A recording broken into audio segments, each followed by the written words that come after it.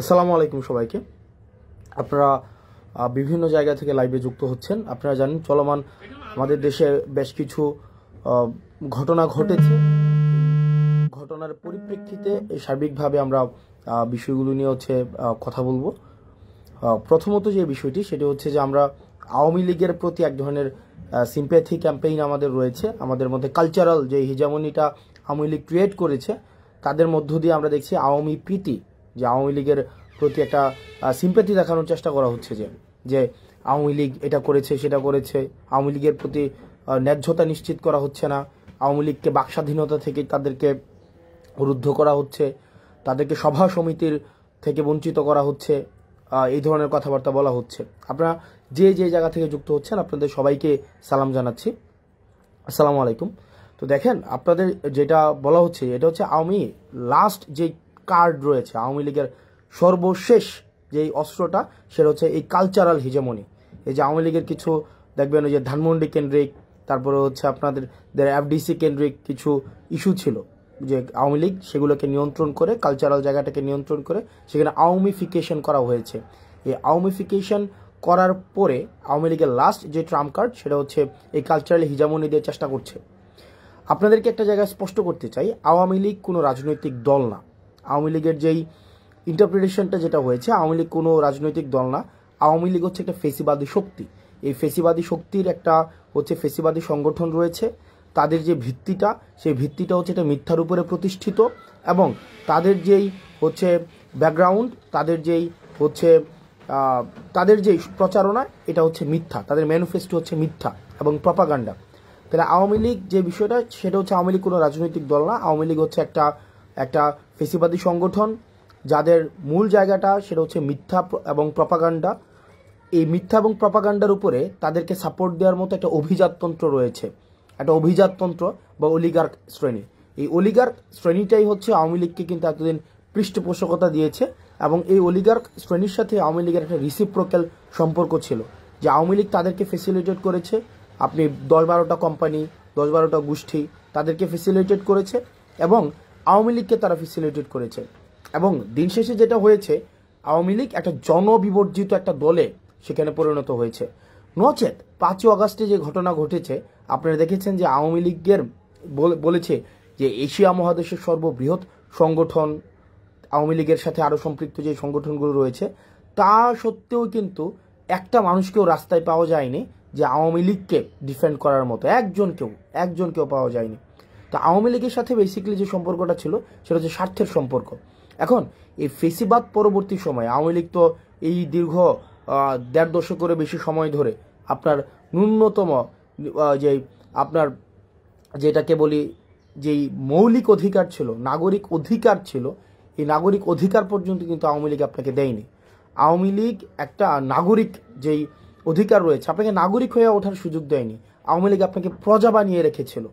একটা মানুষ যে নাগরিক হয়ে উঠবে, নাগরিকের সাথে রাষ্ট্রের কিছু কমিটমেন্ট রয়েছে, নাগরিকের সাথে রাষ্ট্রের কিছু আপনার লিগ্যাল কিছু কমিটমেন্ট রয়েছে। এই কমিটমেন্টের মধ্য দিয়ে জনগণ নাগরিক হয়ে ওঠে। আওয়ামী লীগ কিন্তু একটা মানুষকে নাগরিক হিসেবে কখনোই স্বীকৃতি দেয়নি। আওয়ামী লীগ প্রজা বানিয়ে রেখেছে এই দীর্ঘ 1.5 দশকের বেশি সময় ধরে। এখন আজকে এই 1.5 দশকের বেশি সময়ের পরে আমরা যেটা হচ্ছে যে আওয়ামী লীগের সাথে আমাদের সম্পর্কটা কেমন হবে। আওয়ামী লীগের সাথে আমাদের সম্পর্কটা দেখেন, আমরা এই বিষয়টা খুবই স্পষ্ট যে আমরা পোস্ট আওয়ামী সিচুয়েশন এখন রয়েছে। আওয়ামী লীগ বর্তমান বাংলাদেশও অপ্রাসঙ্গিক। আওয়ামী লীগ বর্তমান বাংলাদেশে যদি প্রাসঙ্গিক থাকতোই তাহলে 5ই আগস্ট হতো না। আপনি দেখেন যে ধানমন্ডি 32 আওয়ামী লীগের কিবলা বলা হয়, আওয়ামী লীগের তীর্থস্থান বলা হয়। এই যে আওয়ামী লীগের তীর্থস্থানকে মানুষ স্বপ্রণোদিতভাবে আপনাদের ভেঙে ঘুরিয়ে দিয়েছে। আপনি পেয়েছেন আওয়ামী লীগের কাউকে যে এটাকে আটকানোর জন্য? কাউকে পান নাই, একজনকেও পান নাই। এখন দেখেন আওয়ামী লীগের যে মিডিয়া সন্ত্রাস রয়েছে, বট বাহিনী রয়েছে, আওয়ামী লীগ যে আপনার 260 বিলিয়নের বেশি টাকা বিদেশে পাচার করেছে, সেগুলোর অর্থায়নে এখনো পর্যন্ত কিন্তু এই রাষ্ট্রের এগেনস্টে ষড়যন্ত্র অব্যাহত রয়েছে। আপনার আমার জায়গা থেকে আমাদের একটি বিষয় খুবই স্পষ্ট করতে হবে। আমরা দুইটা দলে আমাদেরকে ভাগ করে নিতে হবে। এক হচ্ছে নির্যাতক এবং নিপীড়ক, একটা হচ্ছে নির্যাতিত এবং নিপীড়ক, এই দুই দলে ভাগ। একটা হচ্ছে নির্যাতক এবং হচ্ছে কি এবং হচ্ছে নিপীড়িত, দুইটা শ্রেণীতে ভাগ। আমরা ছিলাম নির্যাতিত, নিপীড়িত, আর আওয়ামী লীগ হচ্ছে কি নির্যাতক এবং নিপীড়ক। আবার আসেন, এই নির্যাতক এবং নিপীড়কের এই একটা ক্লাসে কে পড়তেছে, একটা ক্লাসে আওয়ামী লীগ পড়তেছে। আর নির্যাতিত এবং নিপীড়িতর ক্লাসে কে পড়তেছে? নির্যাতিত এবং নিপীড়িত যারা যারা ছিল এই দীর্ঘ 1.5 দশকের বেশি সময় ধরে, তাদের মধ্যে দেখবেন বিএনপি ছিল, বাংলাদেশ জামাতে ইসলামী ছিল, এবং অন্যান্য ফেসিবাদ বিরোধী যে রাজনৈতিক যে দলগুলো তারা ছিল, তারা সবাই হচ্ছে নির্যাতিত এবং নিপীড়িত। অন্যদিকে নির্যাতকের ভূমিকায় কে ছিল?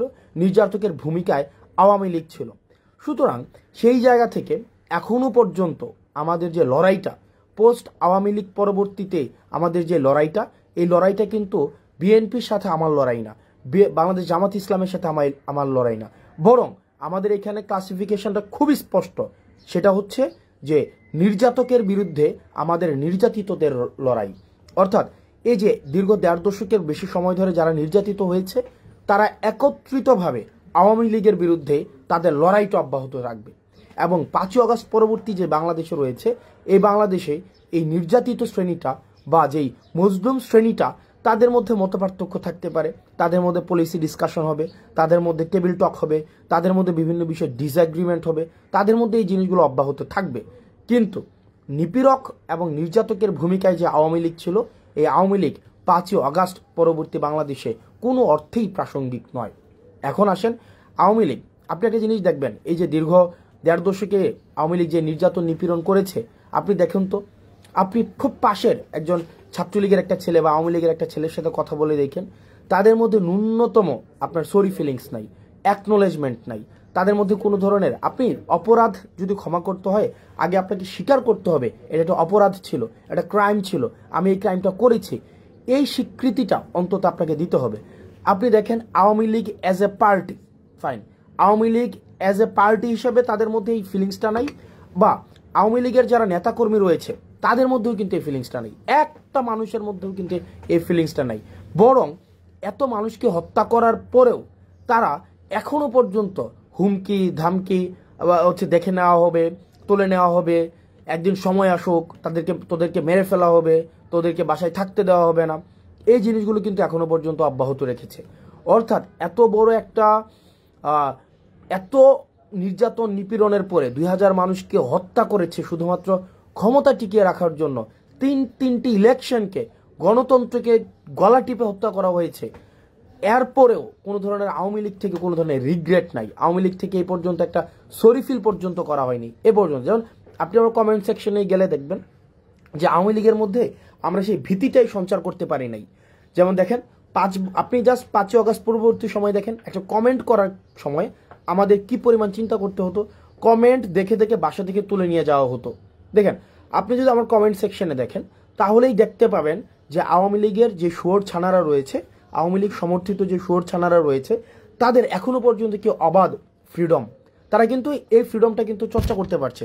এবং এই আপনি যদি বলেন 5ই আগস্ট পরবর্তী সময়ে স্বাধীনতাটাকে সবচেয়ে বেশি উপভোগ কারা করছে, সেটা হচ্ছে আওয়ামী লীগ করছে। কারণ আওয়ামী লীগের কমেন্ট করতে তাদের ভয় পেতে হচ্ছে না যে তাদেরকে বাসা থেকে উঠিয়ে নিয়ে আসা হবে। এই কারণে তারা তাদের জায়গা থেকে তারা মানে বেদার্সে নির্বিঘ্নে তারা কিন্তু ভয় ভীতি বা তারা তাদেরকে যে একটা আমাদেরকে সবসময় যে এটা করে ফেলবো সেটা করে ফেলবো, এই জিনিসটা কিন্তু অব্যাহত রেখেছে। সুতরাং এই 5ই আগস্ট পরবর্তীতে আপনার আওয়ামী লীগকে যদি আমি ডি আওয়ামিফিকেশন না করতে পারি, আপনি আজকেই দেখেন আজকের ঘটনা, আজকে বেনজির কি বলেছেন, আজকে বেনজির বলেছেন যে প্রশাসন এবং পুলিশের আপনার সিংহভাগ, উনি সংখ্যাটা উল্লেখ করেছেন 90 ভাগের বেশি হচ্ছে আওয়ামী লীগ আপনার। এবং আওয়ামী লীগ যদি সংগঠিত হয় তাহলে পুলিশ তাদেরকে প্রোটেকশন দেবে। সো আওয়ামী লীগের নেচারটা, আওয়ামী লীগের খাসিলিয়ত, আওয়ামী লীগের যে চরিত্র, আওয়ামী লীগের যে মনন, আওয়ামী লীগের যে মনস্তত্ত্ব, এই মনস্তত্ত্বের ঊর্ধ্বে আপনাকে যাইতে হবে।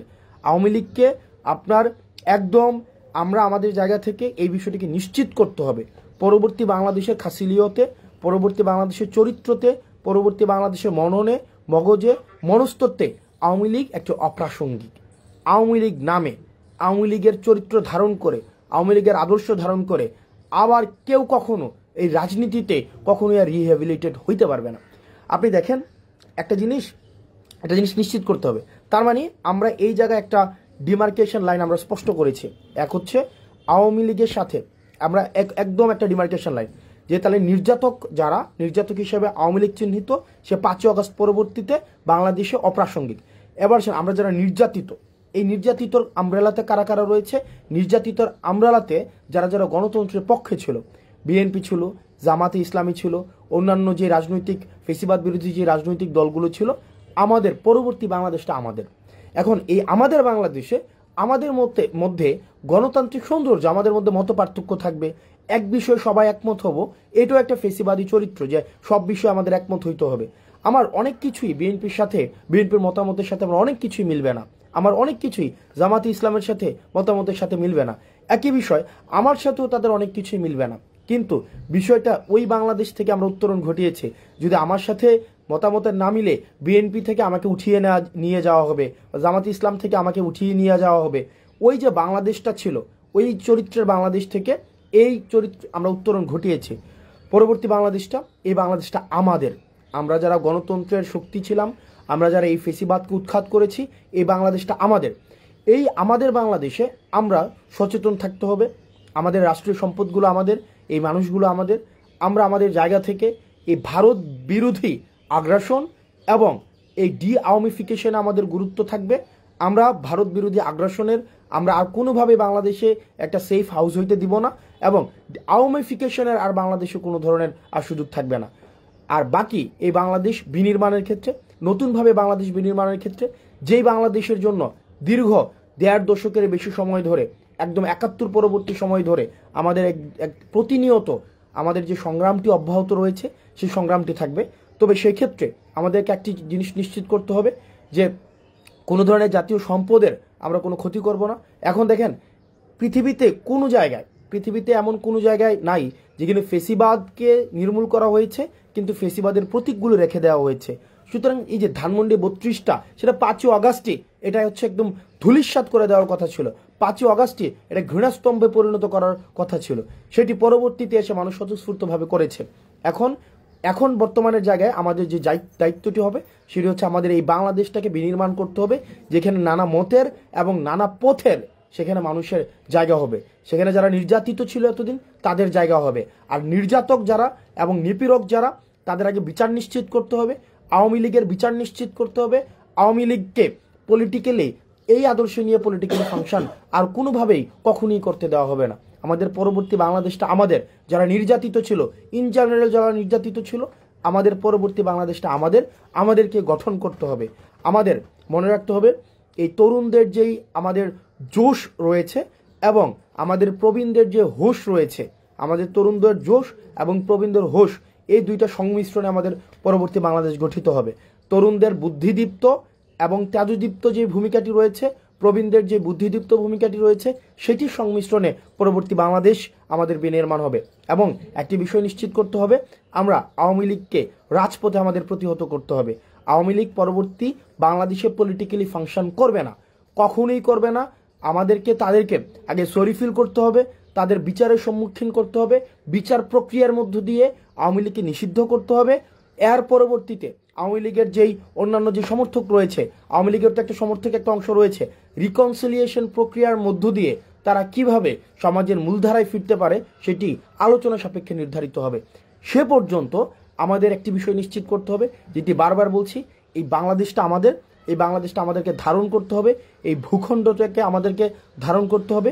আমরা স্টেট বিল্ডিং করতে পারি নাই, আমরা নেশন বিল্ডিং করতে পারি নাই, অ্যাজ এ স্টেট হয়ে উঠতে পারি নাই, আমরা কমিউনিটি হয়ে উঠতে পারি নাই, বাংলাদেশি হয়ে উঠতে পারি নাই।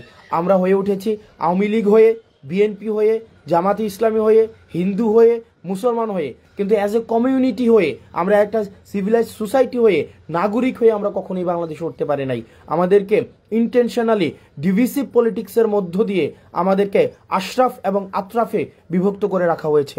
আমাদের এই ভূখণ্ডের আমাদের দখলদারিত্ব নিতে হবে, এই ভূখণ্ডকে আমাদেরকে ধারণ করতে হবে এবং আমাদেরকে নাগরিক হয়ে উঠতে হবে।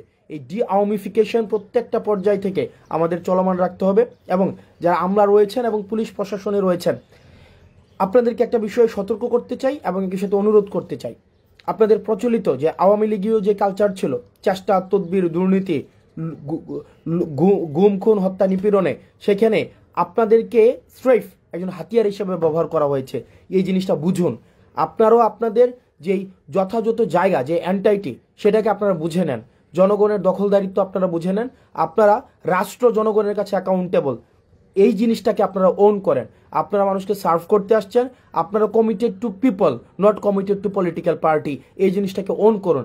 আদারওয়াইজ ধানমন্ডি 32-এ যেটা হয়েছে, জনগণ, এই জনগণ এবং নাগরিক সবচেয়ে শক্তিশালী। রাষ্ট্রের কোনো এজেন্সি, ডিজিএফআই বলেন, আর্মি বলেন, সেনাবাহিনী বলেন, হাসিনা বলেন, গণভবন বলেন, জনগণ থেকে বেশি শক্তিশালী হয়ে কেউ উঠতে পারবে না। জনগণ, জনরোষ থেকে কেউ বাঁচতে পারবে না। সুতরাং এই যে আপনারা আমলা রয়েছেন, আপনারা যদি মনে করে থাকেন আপনাদের যারা এই যে ফেসিবাদী হাসিনা আবার আপনাদেরকে রিহেবিলিটেট করবে, এটা ইম্পসিবল। বরং আপনারা জনগণ যেটা চাচ্ছে, যেভাবে জনগণ ফেসিলিটেট হতে চাচ্ছে, পরবর্তী বাংলাদেশ বিনির্মাণে আপনারা সহযোগী ভূমিকা পালন করুন। আপনারা যদি মনে করে থাকেন যে সচিবালয়ে বসে আপনারা হচ্ছেন ধানমন্ডি 32-এর সাথে এবং ভারতের সাথে আপনাদের সুসম্পর্ক বিদ্যমান থাকবে, তাহলে আপনার আওয়ামী লীগকে যেভাবে বাংলাদেশ থেকে অপ্রাসঙ্গিক করে দেওয়া হয়েছে, ঠিক একইভাবে আপনাদেরকে অপ্রাসঙ্গিক করে দেওয়া হবে। এই জিনিসটা আপনারা যদি মনে করে থাকেন, হাসিনাও কিন্তু এই ভুলটা করেছিল। হাসিনা ভেবেছিল হাসিনার কোনো বিকল্প নাই। হাসিনাই হচ্ছে কি একদম হচ্ছে ইররিপ্রেসেবল, মানে হাসিনাকে রিপ্লেস করার মতো, মানে নন রিপ্লেসেবল একটা সিচুয়েশনে চলে গিয়েছে। হাসিনাকে রিপ্লেস, অল্টারনেটিভ, হাসিনার অল্টারনেটিভ আর কেউ নাই।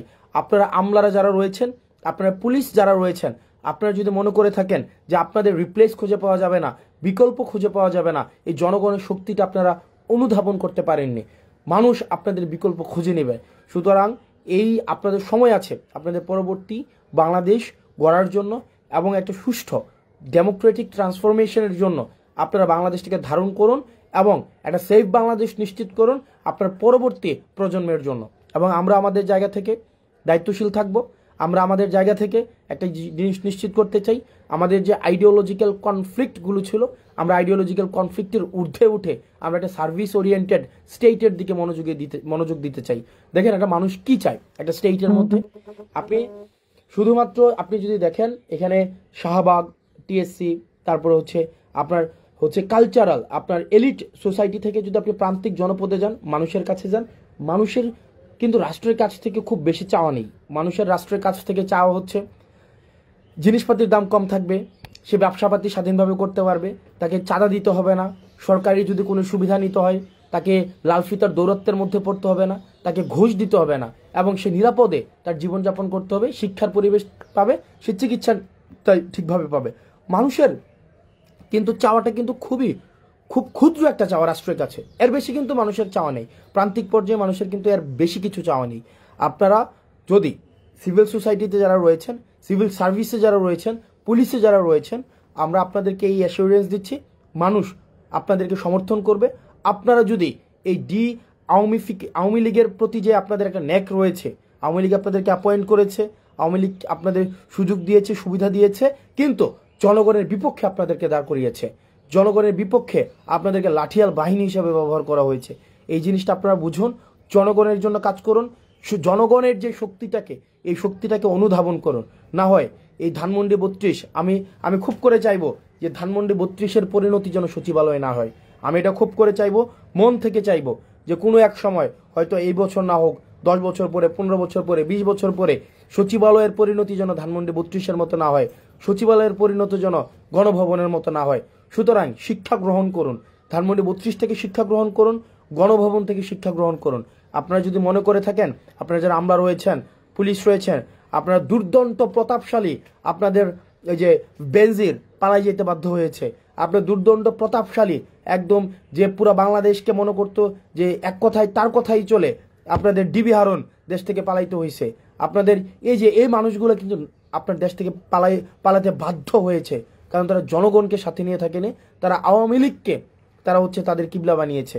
আমরা আমাদের জায়গা থেকে এই বিষয়গুলো নিশ্চিত করব এবং সাধারণ জনগণের প্রতি, আমার মতো যারা আমরা সাধারণ জনগণ রয়েছি, আপনার প্রতি আহ্বান থাকবে, এই রাষ্ট্রের দখলদারিত্ব আপনারা বুঝে নিন, এই ভূখণ্ডের দখলদারিত্ব বুঝে নিন, প্রজা না হয়ে নাগরিক হয়ে উঠুন এবং আপনার রাষ্ট্রের প্রতি, রাষ্ট্রের কাছে আপনার কিছু কমিটমেন্ট রয়েছে এবং রাষ্ট্রের কাছে কিছু আপনার অধিকার রয়েছে, সেগুলো বুঝে নিন এবং এটি নিশ্চিত করুন এই যে অতীতে আপনারা যেভাবে নির্যাতিত নিপীড়িত হয়েছেন, অতীতে যেভাবে আপনাদেরকে ব্যবহার করা হয়েছে, সেটির আর পুনরাবৃত্তি যেন না হয়, সেটিকে যেন আর কেউ ব্যবহার না করে, জনগণকে যেন ব্যবহার না করে, জনগণের ক্ষমতা যেন আর কুক্ষিগত করার সুযোগ কোনো দল যেন আর না পায়। এবং একটি জিনিস নিশ্চিত করতে হবে, মজলুম যেন আবার জালিম না হয়ে ওঠে।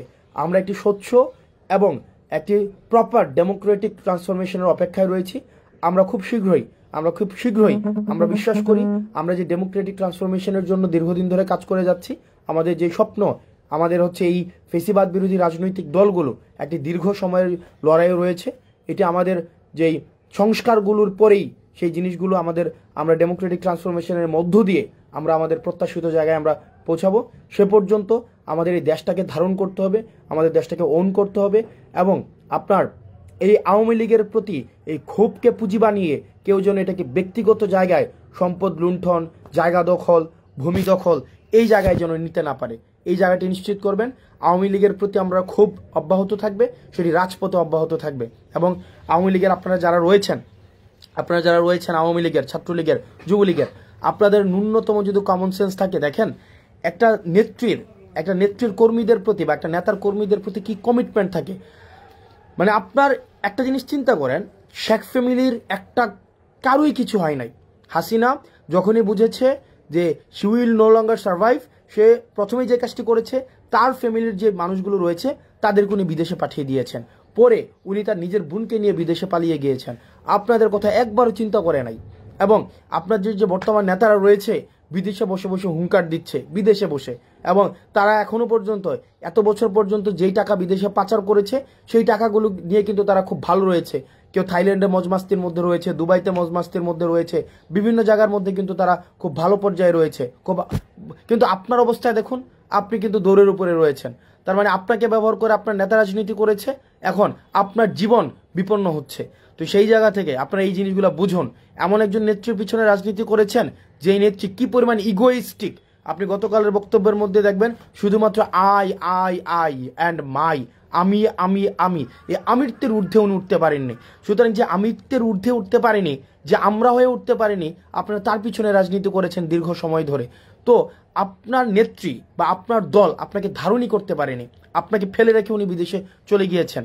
সুতরাং আপনারা এই জিনিসগুলো হচ্ছে যদি অনুধাবন না করতে পারেন, আপনি বিদেশে বসে যতই হুঙ্কার দেন না কেন, এটা বাস্তবতা। আওয়ামী লীগ বর্তমানে অপ্রাসঙ্গিক। যতদিন না পর্যন্ত সে তার ভুল স্বীকার করবে, অপরাধ স্বীকার করবে এবং এই বিচার ব্যবস্থার মধ্য দিয়ে যাবে, আওয়ামী লীগকে যতভাবেই বলা হোক না কেন সেটা বাংলাদেশে কোনোভাবেই প্রাসঙ্গিক হবে না। আওয়ামী লীগকে বিচারের সম্মুখীন অবশ্যই বিচারের সম্মুখীন হতে হবে। সেই জায়গা থেকে আপনারা যারা আমার কমেন্ট বক্সে যারা আপনারা নির্বিঘ্নে আপনারা যারা আমাকে হুমকি দিতে পাচ্ছেন, আপনারা যারা ধমকি দিতে পাচ্ছেন, আমি আপনাদেরকে নিশ্চিত করতে চাই আপনাদের এই হুমকি দেওয়া, আমাকে এইভাবে হচ্ছে মেরে ফেলার হুমকি দেওয়া, এই অধিকারের জন্য আমি আপনার পক্ষে থাকবো। এই অধিকার যেন আর কেউ হরণ করতে না পারে, এই অধিকারটাও যেন কেউ হরণ করতে না পারে। আপনার এই দ্বিমত প্রকাশের স্বাধীনতাটার জন্য আমি চেষ্টা করে যাব। সুতরাং আপনি আপনার জায়গা থেকে এই 5ই আগস্টের পূর্ণাঙ্গ স্বাধীনতা আপনি ভোগ করেন। শুধুমাত্র একটা জিনিস মনে রাখেন, 5ই আগস্টের পূর্বে বিরোধী দল, বিরোধী মত, বিরোধী পথকে আপনারা যেভাবে রুদ্ধ করেছেন, শুধু এই জিনিসটা আপনারা মনে করে দেখেন 5ই আগস্টের পরে আপনাদেরকে এভাবে আপনার মতকে, আপনার পথকে, আপনার চিন্তাকে, আপনার মননকে, আপনার মনস্তত্ত্বকে এভাবে রুদ্ধ করা হয়নি। সুতরাং এটাই হচ্ছে 5ই আগস্টের সফলতা, যেটি আপনারা পূর্ণাঙ্গভাবে ভোগ করছেন। সর্বশেষ আপনাদের কাছে অনুরোধ থাকবে, এই দেশটা আমাদের, পরবর্তী দেশটাকে আমাদেরকে এগিয়ে নিয়ে যেতে হবে। আমাদের দেশের আমরা এই যে ভাবাদর্শিক সংঘর্ষের ঊর্ধ্বে উঠে আমরা একটা সার্ভিস ওরিয়েন্টেড, একটা অ্যাকাউন্টেবল স্টেটের দিকে আমরা নিতে চাই এবং আমাদের যে সমস্যাগুলো রয়েছে এই সমস্যাগুলো অ্যাড্রেস করে আমরা কাল্ট ফিগার আর চাই না। আমরা কোনো কাল্ট ফিগার, কোনো এক নেতা, একজন কেন্দ্রিক সব হয়ে যাবে, গণভবন সেন্ট্রিক সব হয়ে যাবে, বঙ্গভবন সেন্ট্রিক হয়ে যাবে। আমাদের এই ধরনের সংস্কৃতি আমরা চাই না। আমাদের আগে যেটা হতো, সব কিছু সমাধান হচ্ছে গণভবন, বঙ্গভবন। পৃথিবীর ইতিহাসে এই নজির কখনোই নাই। পৃথিবীর ইতিহাসে এটা খুব বিরল একটা নজির, যেখানে প্রধানমন্ত্রীর পদত্যাগ এবং মসজিদের ইমামের পদত্যাগ এবং মসজিদ কমিটির সভাপতির পদত্যাগ একসাথে ঘটেছে। সুতরাং এই যে পুরো সার্কিটটাই হচ্ছে গণভবন কেন্দ্রিক হয়ে গিয়েছিল। আমাদের ডিসেন্ট্রালাইজেশন অফ রেসপন্সিবিলিটি প্রয়োজন। আমরা এই প্রজন্ম আমরা ডিসেন্ট্রালাইজেশন অফ রেসপন্সিবিলিটি আমরা নিশ্চিত করতে চাই। প্রত্যেকটা অর্গান, প্রত্যেকটা প্রতিষ্ঠান সে নিজ নিজ জায়গা থেকে কাজ করবে, স্বাধীনভাবে কাজ করবে। অ্যাডমিনিস্ট্রেশন স্বাধীনভাবে কাজ করবে, জুডিশিয়ারি স্বাধীনভাবে কাজ করবে, পুলিশ স্বাধীনভাবে কাজ করবে। ওই যে রাজনৈতিক দল এই জিনিসগুলোকে নিয়ন্ত্রণ করার যে একটা প্রবণতা থাকে, আমরা দেখেছি আলটিমেটলি দেশের জন্য কোনো কল্যাণ হয় না। এটা থেকে হয়তো একটা দল ফেসিলিটেড হবে, এটা থেকে হয়তো দল উপকৃত হবে, কিন্তু দিন শেষে আমাদের কখনোই দেশ উপকৃত হবে না। আমরা আওয়ামী লীগ থেকে শিক্ষা গ্রহণ করতে হবে। দিন শেষে আওয়ামী লীগ কী পেয়েছে? মানুষের ঘৃণা ছাড়া। আপনি দেখেন, একটা হয়তো 15 বছরের আপনার একটা ভোগবিলাসী জীবন ছিল, 15 বছর আপনি হয়তো বিপুল পরিমাণ অর্থ কামাইতে পারছেন। এখন দেখেন আপনি ফ্যামিলির সাথে আপনার মানে একসাথে বসে আপনার খাবার খাওয়ার পর্যন্ত আপনার ফুসরত নেই। তো এই যে এত অর্থ ইনকাম করা হয়েছে, এত অর্থ জমা করা হয়েছে, দিন শেষে এটা তো কিছুই লাভ হয় নাই। এর বিনিময়ে আপনারা পেয়েছেন মানুষের ঘৃণা। এই তরুণ প্রজন্ম আমরা যারা রয়েছি, আমরা এই বিষয়গুলো থেকে আমরা শিক্ষা গ্রহণ করেছি। দিন শেষে যতদিন পর্যন্ত জনমুখী থাকা যাবে, যতদিন পর্যন্ত সার্ভিস ওরিয়েন্টেড থাকা যাবে, রাষ্ট্রের প্রতি যতদিন পর্যন্ত অ্যাকাউন্টেবল থাকা যাবে, ততদিন পর্যন্তই মানুষ আপনার পক্ষে থাকবে, মানুষ আপনাকে শ্রদ্ধা করবে। আপনার 1000 কোটি টাকা এবং মানুষের ঘৃণা, আর আপনার কোনো টাকাই নাই কিন্তু মানুষের শ্রদ্ধাবোধ আপনার প্রতি রয়েছে, আমি দ্বিতীয়টি আমি বেছে নেব। আমার টাকা পয়সার কোনো প্রয়োজন নেই, এই তরুণ প্রজন্মের টাকা পয়সার প্রয়োজন নেই। এই তরুণ প্রজন্ম আমরা কার্পিডিয়াম একরকমের। আমাদের কাছে মনে হয় এই তরুণ প্রজন্ম হচ্ছে কি বর্তমানটাকে সে বিশ্বাস করে এবং সে বর্তমানেই এমন একটা সেফ, একটা সিকিউর একটা জীবন চায়। এই তরুণ প্রজন্ম কিন্তু আপনি 1000 কোটি টাকা, 500 কোটি টাকা, 2000 কোটি টাকা তার মাইলের পর মাইল জমি হবে। এই তরুণ প্রজন্ম আমার কাছে, আমি ব্যক্তিগতভাবে যেটা দেখেছি, আমি আমার সার্কেলে, সোসাইটিতে, আমি আমার আশেপাশে যেটা দেখেছি, তাদের ওই ধরনের কোনো ঝোঁকই নাই। এই তরুণ প্রজন্মের যে ঝোঁক, সেই দিনটাকে খুব সুন্দরভাবে সে কাটাবে, সেই দিনের তার ফ্যামিলির সাথে কাটাবে, সেটা নিরাপত্তা চায় এবং সে একটু তার জায়গা থেকে তার ইনকাম অনুযায়ী সে একটু লাক্সারি চায়। এর বেশি কিচ্ছু না। এই যে আওয়ামী লীগ যে পরিমাণ 260 বিলিয়ন, মানে 260 বিলিয়ন, আপনি প্রত্যেক বছর আপনি চিন্তা করেন, আমাদের মতো একটা দেশ থেকে 260 বিলিয়ন মানি সাইফোনিং হয়েছে, বিদেশি টাকা পাচার হয়েছে, চিন্তা করেন। তো আমরা এই জায়গার উঠতে চাই। এই দেশটা আমাদের এই 5 আগস্ট পরবর্তীতে এই দেশটাকে আমাদের ধারণ করতে হবে, এই দেশটাকে আমরা গঠন করতে হবে এবং এই দেশটাকে আমরা ভাবাদর্শিক সংঘর্ষের ঊর্ধ্বে গিয়ে আমরা একটা সার্ভিস ওরিয়েন্টেড স্টেটের দিকে আমরা নিয়ে যেতে চাই। সার্ভিস ওরিয়েন্টেড স্টেট, যেখানে দ্বিমত প্রকাশের স্বাধীনতা থাকবে। কাদের? আমি কিন্তু শুরুতেই বলেছি, এই নির্যাতিতদের। আমি শুরুতেই 2 ভাগ করেছি। এক হচ্ছে 5 আগস্ট পরবর্তীতে আমাদের 2টা ভাগ ছিল। এক হচ্ছে নিপীড়কের ভূমিকায় ছিল আওয়ামী লীগ এবং নির্যাতিতদের আমরা যারা সাফার করেছে, আমরা যারা এই নির্যাতিত যারা হয়েছে, তারা একটা লাইন। তাহলে 2 ভাগে বিভক্ত। একটা হচ্ছে নির্যাতক হিসাবে আওয়ামী লীগ, সে এই পরবর্তী 5ই আগস্ট বাংলাদেশে অপ্রাসঙ্গিক। আর নির্যাতিত যারা রয়েছে, এখানে প্রত্যেকটি ফেসিবাদ বিরোধী যে রাজনৈতিক দলগুলো রয়েছে, আমরা এই ফেসিবাদ বিরোধী প্রত্যেকটি রাজনৈতিক দলের নিজস্ব মতভেদ থাকলেও, মতামতের পার্থক্য থাকলেও, আমাদের পলিসি ডিসকাশনের মধ্য দিয়ে, রাজনৈতিক ইভেন্টের মধ্য দিয়ে আমরা সেগুলোকে সমাধান করব এবং পরবর্তী বাংলাদেশটাকে আমরা ধারণ করতে হবে, আমরা গড়ে তুলতে হবে। আপনারা ভালো থাকুন, সুস্থ থাকুন। আপনারা এটি নিশ্চিত আপনারা করুন যেন ভারতের আগ্রাসন এবং আওয়ামী বিদ্বেষকে, আওয়ামী লীগের প্রতি আমাদের যে একটা মনস্তাত্ত্বিক এখনো পর্যন্ত যে ট্রমাটি রয়েছে, সেটিকে কাজে লাগিয়ে যেন কেউ ব্যক্তিগত স্বার্থ হাসিল না করতে পারে, দেশটা আমাদের দেশটাকে আমাদের রক্ষা করতে হবে, জাতীয় সম্পদকে সুরক্ষা দিতে হবে এবং আমাদের একটা সার্ভিস ওরিয়েন্টেড স্টেটের দিকে আমাদেরকে এগিয়ে যেতে হবে। আপনারা ভালো থাকুন, সুস্থ থাকুন। আর কমেন্টে আপনারা যারা গালাগালি করছেন এবং জীবন নাশের হুমকি দিচ্ছেন, বিশ্বাস করেন দিন শেষে আপনি কিচ্ছু করতে পারবেন না, নাথিং। আপনারা যদি মনে করে থাকেন আমরা জীবন নাশের আশায় আমরা ভয় পাই, আমরা জীবন নাশ হবে আমাদের, এই সিচুয়েশন মানে ইটস গন লং ব্যাক এগো।